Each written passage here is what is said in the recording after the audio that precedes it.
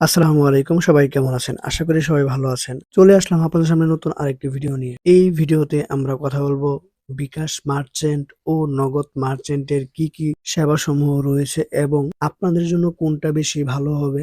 যদি আপনারা ব্যবসার জন্য নিতে চান বিকাশ মার্চেন্ট না নগদ মার্চেন্ট, এই দুটা থেকে আপনারা কোনটা নিবেন এবং কোনটা আপনাদের জন্য সবচেয়ে বেশি ভালো হবে, সেটাই আজকে আমি আপনাদেরকে ডিটেইলসলি দেখাবো। তাহলে চলুন শুরু করি আজকের ভিডিও। সো এখন আমি আপনাদেরকে বিস্তারিত দেখাবো যে আপনি নগদ থেকে কি সেবা পাবেন। সো যেহেতু অ্যাপ নেই তাই আমরা কি করব, *167# ডায়াল করে আমরা নগদের যেই ফিউচার রয়েছে ওই ফিউচারগুলো আমরা দেখে নিব।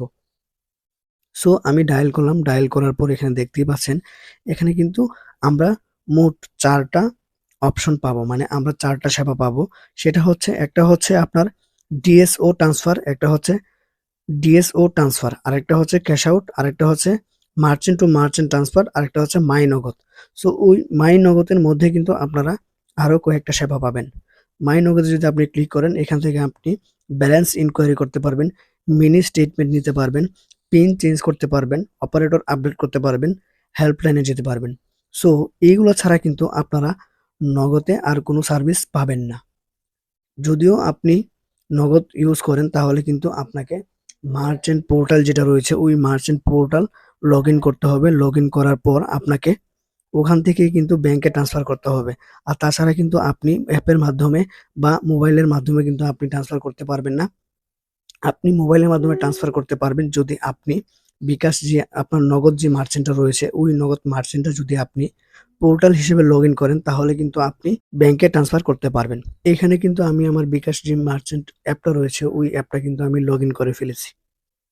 সো এখান থেকে আমি যদি আপনাকে দেখাই তাহলে এখানে আমি প্রথমেই আপনাদেরকে যে সুবিধাগুলো দেখাবো সেগুলো হচ্ছে আপনি বিকাশ মার্চেন্ট ব্যবহার করে এজেন্টে ক্যাশ আউট করতে পারবেন, বিকাশ টু কার্ডে টাকা পাঠাতে পারবেন, সেন্ড মানি করতে পারবেন, পে বিল করতে পারবেন, বিদ্যুৎ, টিভি, ইন্টারনেট এই ৩ টা আপনারা পে বিল করতে পারবেন। প্রতি মাসে ৫০ টি বিল দিতে পারবেন এই বিকাশ মার্চেন্টের মাধ্যমে।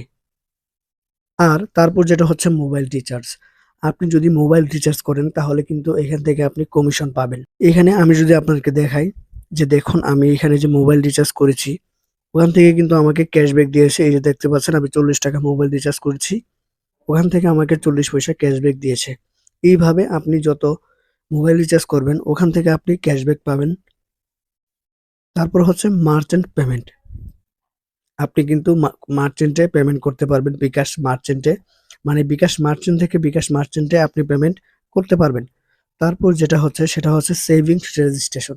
আপনি যদি সেভিংস রেজিস্ট্রেশন করেন তাহলে কিন্তু আপনার একটা বাড়তি ইনকাম থাকবে এবং আপনার একটা বাড়তি কমিশন থাকবে। অর্থাৎ আপনি যদি এখানে সেভিংস খুলে দেন, আপনার যে গ্রাহক রয়েছে ব্যবসায়িক গ্রাহক, ওই গ্রাহকদেরকে যদি আপনি বিকাশ সেভিংস অ্যাকাউন্ট খুলে দেন তাহলে কিন্তু ওখান থেকে আপনি একটা কমিশন পাবেন। সো এটা কিন্তু আরেকটা বিশাল সুবিধা। তারপর যেটা হচ্ছে সেটা হচ্ছে লেনদেন বাতিল। এখান থেকে কিন্তু আপনি লেনদেন বাতিল করতে পারবেন। কোনো ট্রান্সেকশন আইডি দিয়ে আপনি লেনদেনটা বাতিল করতে পারবেন। তারপর এছাড়াও কিন্তু আরো অনেক অপশন রয়েছে। আপনি এখান থেকে লেনদেন সমূহ দেখতে পারবেন, লেনদেনের সারসংক্ষেপ দেখতে পারবেন। সো বিকাশ মার্চেন্টের মধ্যে কিন্তু আপনারা এই সকল সেবাসমূহ পাবেন। এবার আমি আপনাদেরকে দেখাবো যে আপনারা নগদ মার্চেন্টের মধ্যে আপনারা কি সেবা পাবেন।